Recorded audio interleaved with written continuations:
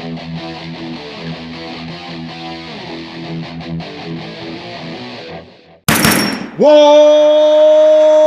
up, nerds and nerdettes, and we little nerdlings all? What's up, indeed? I'm your buddy Big John G from Two Gun Pixie Presents Legendary Gaming. Alright, so welcome back for another Tabletop Takeout Tuesday, my friends. I have a game here that I've been wanting to put on the list, and I keep putting it off. And the reason I keep putting it off is really the fact that I don't like games where you have to make your own miniatures. And that's really my only real problem with the game, is that the amount of money I spent on this game for both core sets, and I had to build my own minis. And they look like I built my own minis, and that's not a compliment. I'll tell you that right now. But the game itself is so much fun. I've turned this game on to people that have moved and out of the state, gone to their new lives and met new gaming groups where they've actually plopped down money to get this game because it's so much fun. I almost got carried away with this game because there are so many expansions. No, it's not a fantasy flight game.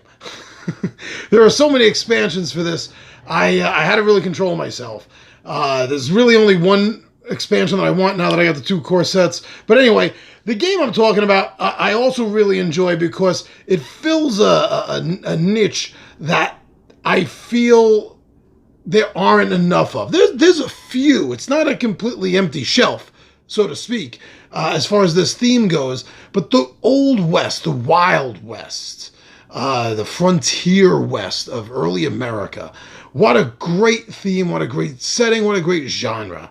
There's a few good games out for that, but there's not enough. It's not like how the board game, marketplace is flooded with fantasy games and sci-fi games and zombie games and games based on Lovecraft. It's not at that level at all. The Old West, and there's a few good games. I have a few in my collection over here. I got another one that should be here in a couple of weeks that I kickstarted, but that's not what I'm here to talk about. I'm here to talk about Shadows of Brimstone. I have enough room. It's a pretty big game.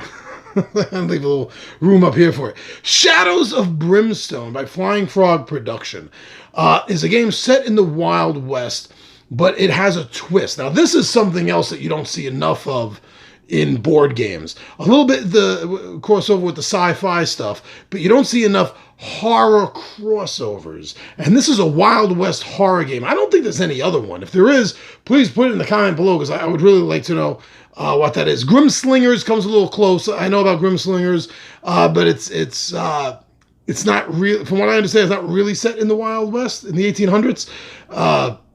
Maybe I'm wrong. I haven't looked into it enough, but this game mixes beautifully, not just horror, but the Lovecraftian theme of horror into the Wild West setting. And another thing I like about this game, it has an RPG feel. Yeah, it has a pretty good, deep RPG feel. Not like Advanced Dungeons and Dragons has an RPG feel, more like a basic, the original, old school, basic Dungeons and Dragons, 78, 80, 81. That's how it feels. Also has a feel of an MMO RPG, the way you're leveling up. Now the game has two core sets, so there's a third one kickstarted. It takes place in the old Orient. Actually, ancient Japan, Nippon, I guess. But as far as the Wild West ones go, they have the two main core ones, City of the Ancients and Swamps of Death.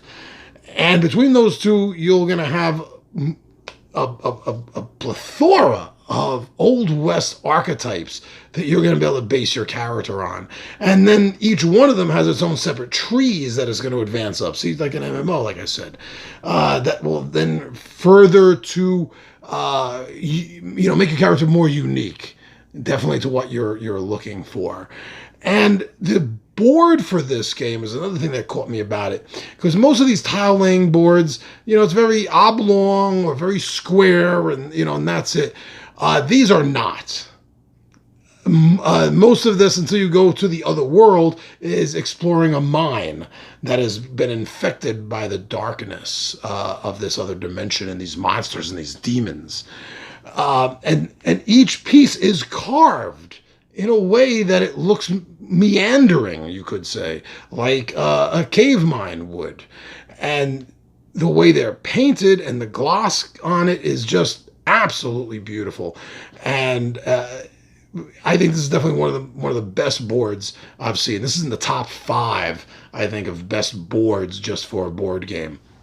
So the game is really fun. Now, it lacks a campaign mode that a lot of these big epic games tend to have, but that's okay, at least for me. I mean, I'm an old school DM, so, these, they have, I think I have one right here handy. So each of the core ones has their own adventure book, and it has a bunch of different adventure ideas in it for you to seed a few games with. It doesn't take a lot of effort and it doesn't take a lot of imagination to get an idea to string several of them together, and boom, you have a campaign. Because your characters are advancing as if it was a campaign, like an RPG anyway.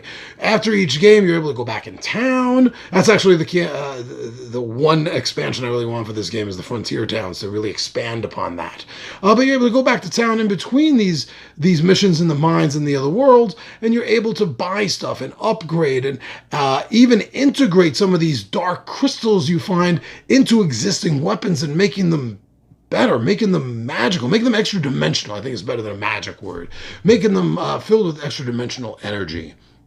So your characters are advancing. They're going up in levels. They're getting better gear, better equipment. Why not just take an idea and just string it through a couple of them, and you make a campaign out of it? It works fine. Don't sweat the fact that there's no official campaign in this. What am I going to do? Just string something together. You can do it. If you got the imagination to play board games and tabletop games, you can do this. Don't worry, it's not a problem. So yeah, my only real caveat, like I said, with the game is a very personal one, and that's having to put the miniatures together. Bothered the heck out of me. I was no good at that. No good at all. Not putting myself through that again, that's for sure. So I mean, if you're looking for a game that you really want to buff out, like I said earlier, there's more than enough expansions for this. Different dimensional worlds that you can travel to. There's miniature expansions with just some monsters. Like there's some demon hounds that appear in this campaign.